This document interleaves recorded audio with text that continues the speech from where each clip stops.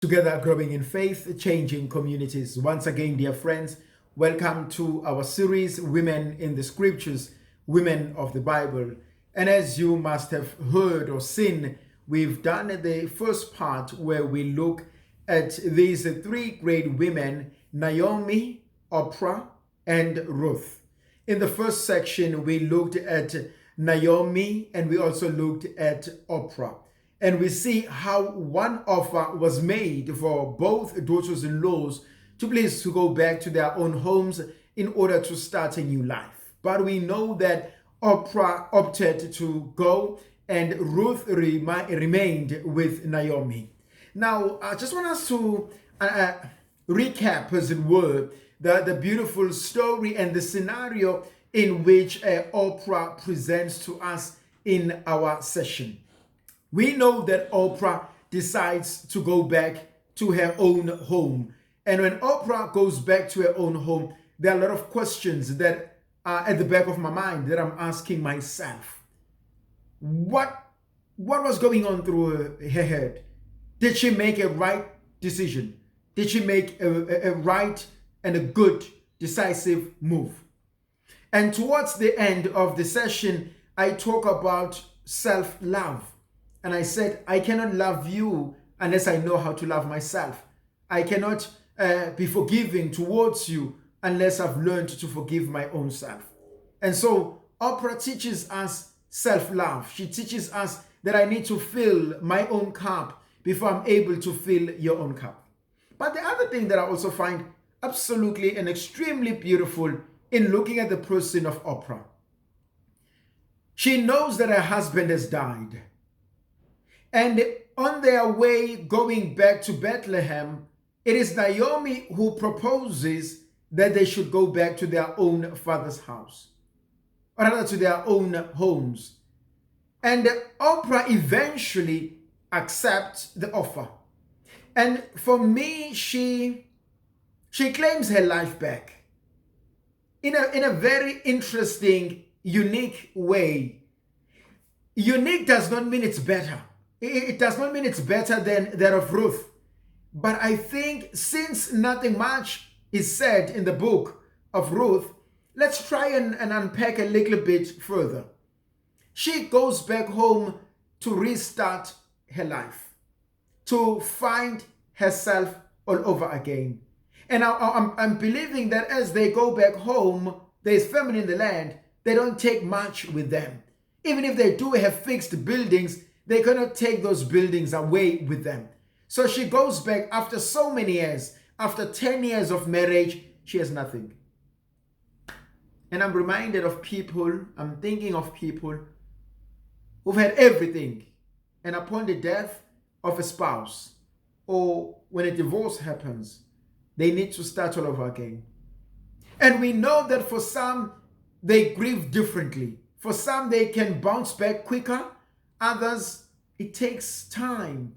Others, they grieve and they stay with the pain.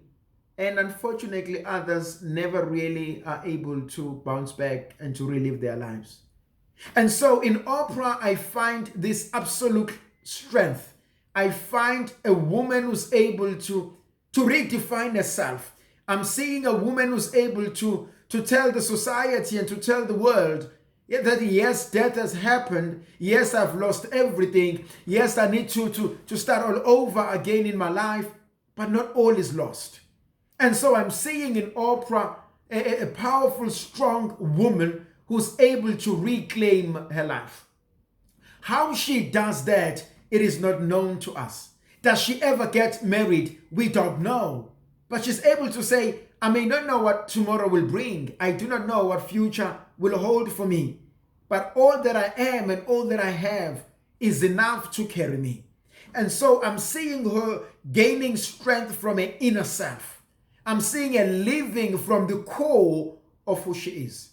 And for those who are struggling, having lost their loved ones, having lost everything they've ever built and lived for, whether male or female, I think there is this power that resonates within all of us. The spirit of Oprah that says, I can still bounce back and I can still discover lot of things about my life. Then let's move on and talk about the second daughter-in-law. If you were to go to the book of Ruth, chapter 1, in verse 15. See now, Naomi said, your sister-in-law has gone back to her own people and to her God. Go back after your sister-in-law. But Ruth said, do not ask me to abandon or forsake you. For wherever you go, I will go. Wherever you lodge, I will lodge. Your people shall become my people. Your God shall become my God. Wherever you die, I will die, and there be buried. May the Lord do so, and so to me, and more besides, if aught but death separates me from you. Naomi then ceased to urge her, for she saw that she was determined to go with her. My God. What a beautiful, beautiful response. Naomi, as I continue to say, she's probably pushed by a sense of justice, where she wants to give these young women a new chance in life. By the way, I'm not sure if you've noticed a transformation, a paradigm shift.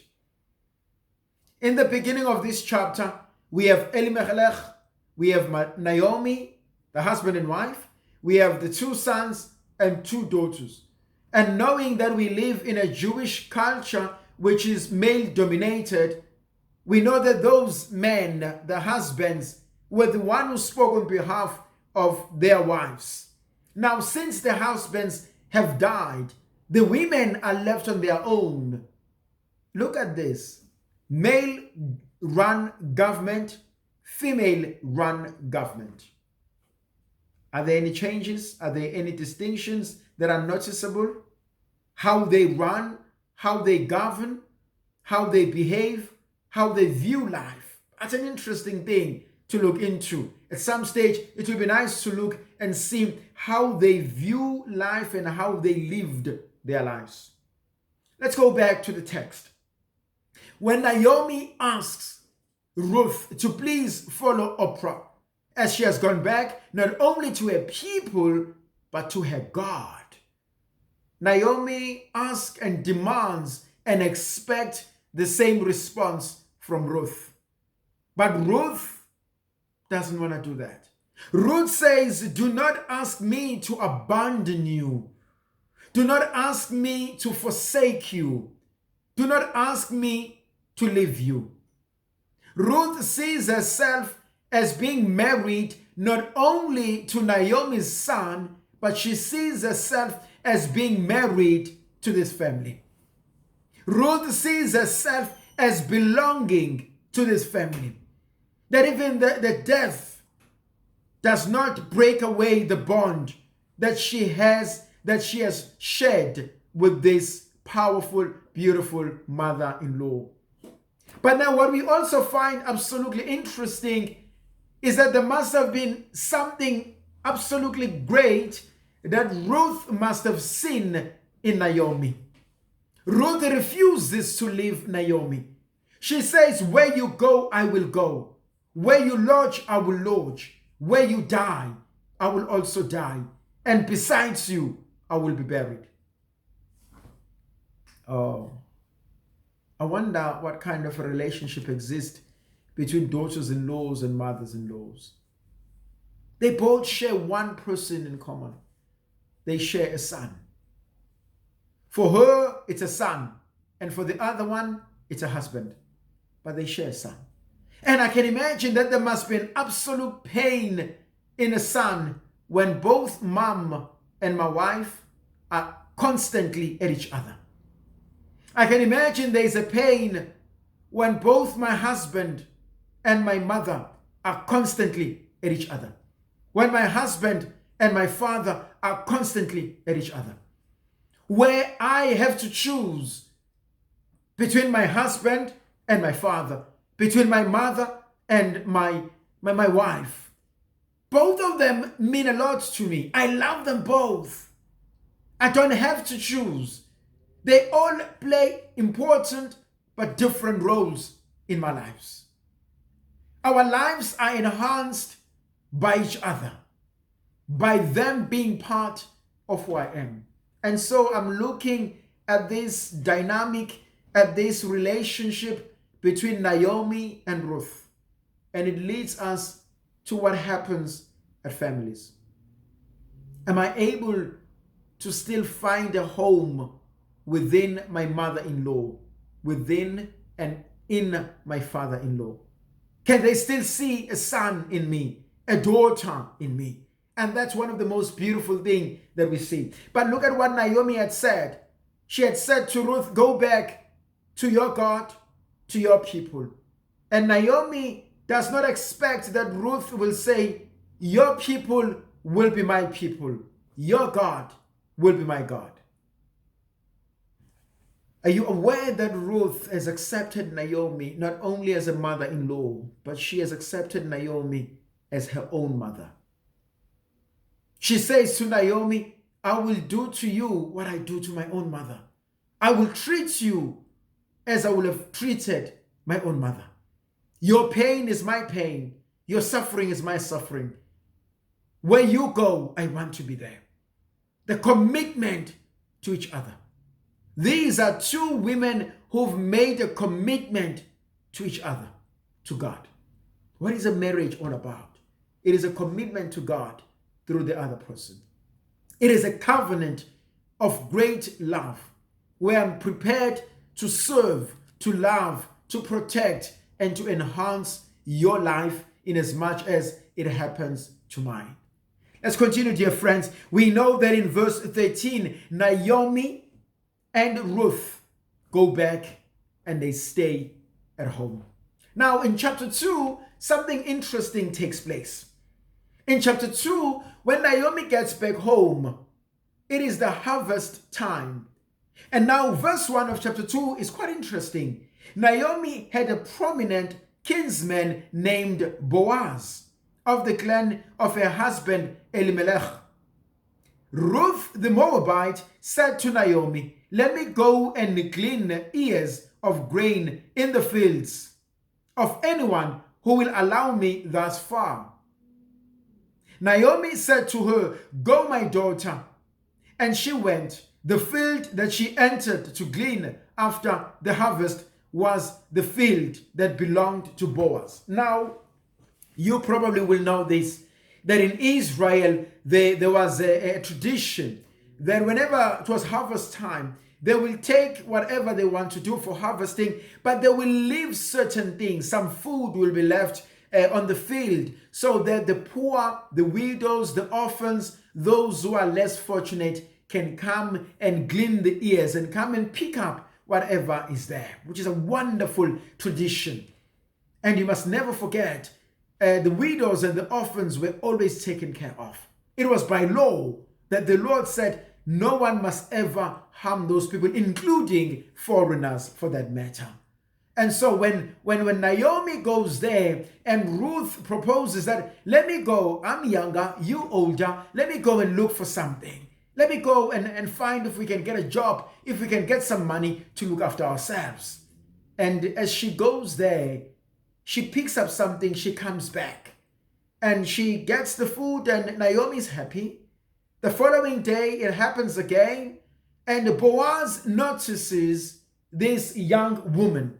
And Boaz says to those who are doing the harvest, to the servants, I noticed there was a woman there. I do not know who she is. Find out who she is for me. And Boaz hears that this is Ruth, who came because of Naomi. And Boaz also hears about the plight that has happened to Naomi's husband and her two sons. Now, when when Boaz hears this, his heart goes out for Ruth. And Boaz makes a rule and he says to those who are working, the servants in the field, he says, make sure that you live so much so that this woman has enough. And there's something that we can learn from there. Those who are blessed, those who are okay, to learn to share with those who are struggling.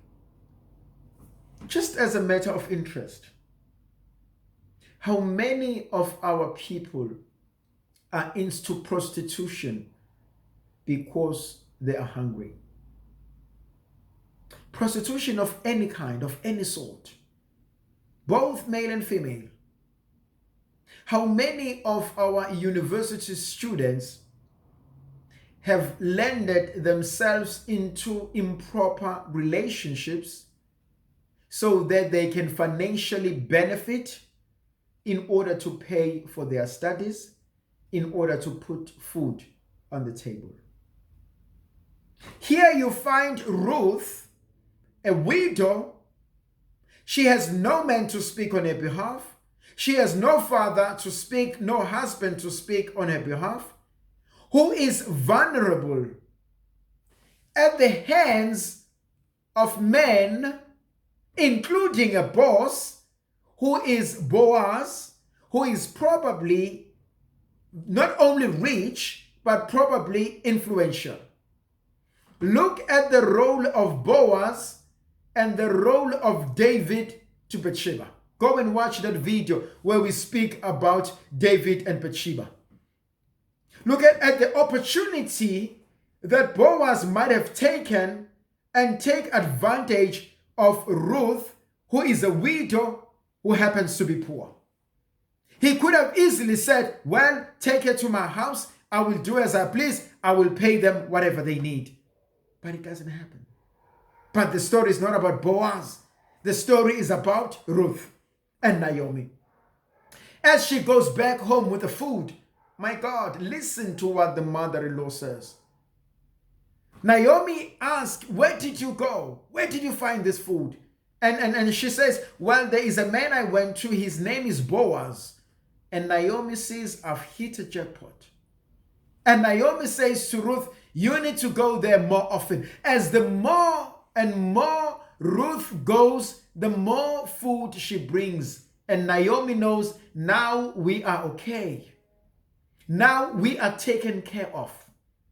Allow me to look at another painful scenario in the life of our people, where there is child labor, where children underage illegally are expected and forced to work, where children have to go and work in order to put food on the table, where children have become prostitutes. Hence we talk about child prostitution, child pornography, because there are some adults who benefit out of this. And so you see Naomi allowing Ruth to go and work, to a point where Naomi goes to Ruth and says to her, why don't you go and cover his feet? Why don't you go and make sure that when he has finished eating and drinking, you go and jump into his bed. He will know what to do with you. How many of our children have been sold into slavery so that there's food on the table? How many of our children in the world have been led by their own parents to go and look for money in many ways that you and I know are immoral? But you know, the sad reality here is this young widower who's willing to forget herself in order to provide.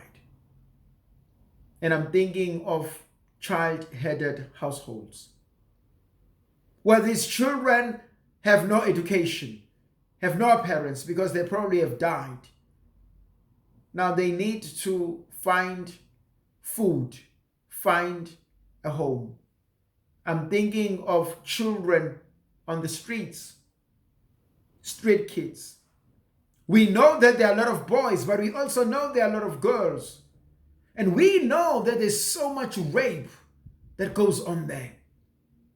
Even rape that comes from officials, from people who are supposed to be protecting the weak and the vulnerable. But what happens when she's being asked to go and warm the feet of Boaz? Yes, she goes. And when she goes there, Boaz is a bit drunk. And in the middle of the night, when Boaz turns around, he discovers there is a person on his bed, and he asks, "Who may you be?" And she says, "My name is Ruth. I've been asked for you to extend your cloak over my legs." That is a beautiful phrase to say, "Please take me and make me your wife." And Boaz says, "I'm not going to do it this way. I'm going to make an honest living out of this. If ever I need to redeem you," which is a very technical term in a Hebrew version, redeem in this sense, if it means, we know that Naomi has lost a husband. So one of the relatives has a duty or a right before Ruth can ever marry anyone. He has a right to say, "Well, I would like to marry you. Are you okay?" Either he can say yes or no. And if he says no, then she can marry someone else outside the family. And so when Ruth goes to Naomi, to Boaz, and says to Boaz, "Will you cover me with your cloak?" Which means, "Would you marry me?" Boaz says, "I will, but I will do it the proper way. I will come back home and we will do it." And you read chapter 4, you realize this beautiful traditional wedding that takes place, the negotiations that take place at the gate of this city, how they do certain things which are absolutely powerful. But there's a point that I want to bring in here. Who proposes to who? It is Ruth who makes a proposal to Boaz, who says to him, "Would you marry me?" Which is absolutely powerful. Because in a traditional background, you wouldn't expect that. Is she a victim? Or is she living her life as best as she can? She's the one who asks to get married. She's the one who chooses to marry Boaz. She's not forced. This is not an organized, prearranged marriage. She's the one who makes a decision to be with this man. And so in chapter 4, Ruth marries Boaz and they both have children. And Ruth somehow gets into the life of Jesus because she gives birth to Obed, who later on is the great-grandfather of King David, and the history continues. Absolutely beautiful. Look at how God has worked through the lives of these great women. We've looked at how Naomi gets her life back in going back into Bethlehem, and how Ruth, having lost her husband, comes back, looks after her mother-in-law, and eventually gets married. And one will presume that the story ends with Naomi being taken care of, which is another important point. The place of the elderly citizens in our lives, in our society. Do we look after them? Yes, they may be old now, they may be frail, they may be struggling with life, they may be forgetful, but they've played a big role in our society. They have raised us to be the great men and the great women. May the Queen Mother of God continue to be with us, to pray, to bless, and to guide us. May Almighty God bless and protect us, the Father, the Son, the Holy Spirit. Dear brothers and sisters, thank you for once again listening to this. And we ask that you share your thoughts, your views, and then you share this video with your friends so that we hear as much from your comments. And please do subscribe if you have not, and hit that notification button. Thank you. Have a wonderful time. Thank you.